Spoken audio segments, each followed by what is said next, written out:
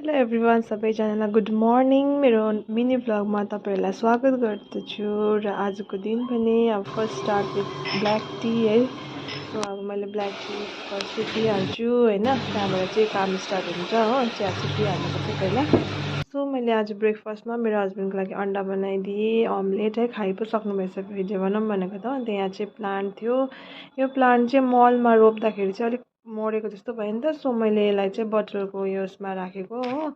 र तपाईँहरूले चाहिँ मनी प्लान्ट केमा रोप्नुहुन्छ? मेरो त भएकै छैन, मलमा पनि राम्रो भएन हो। र मैले यसलाई सेभ चाहिँ गरेको छु पानीमा, बोतलमा हाल्नु पऱ्यो भनेर चाहिँ अब यहाँनिर स्टोनहरू पनि हालेर अलिकति डेकोरेट गरेर चाहिँ उयो गर्दै थिएँ। आधा स्टोन भुइँमै झरिहाल्यो।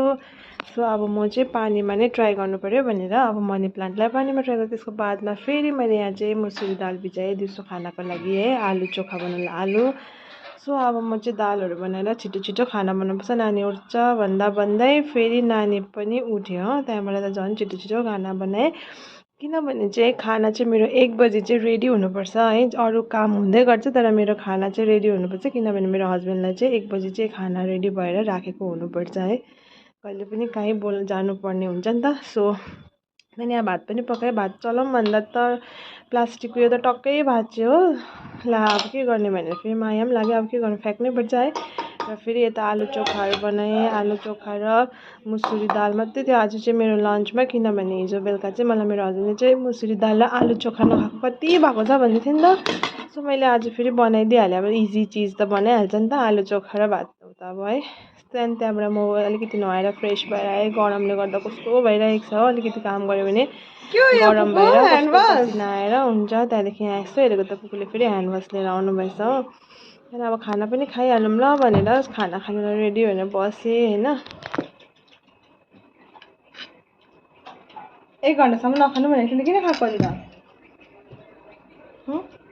12 साढे 12 मा गरेको नि त, 2:30 भइसक्यो।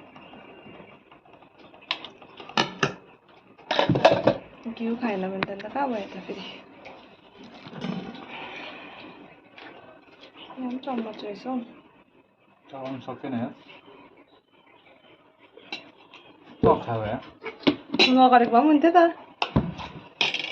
बुढेसकाल आज के बसेको बसेको मेरो त्यस्तै त छ। माथि मुनि पस्छ पुरा। तिम्रो दाँतै छैन त त्यहाँको त। यतापट्टि छैन, यतापट्टिको पनि निकाल्यो त।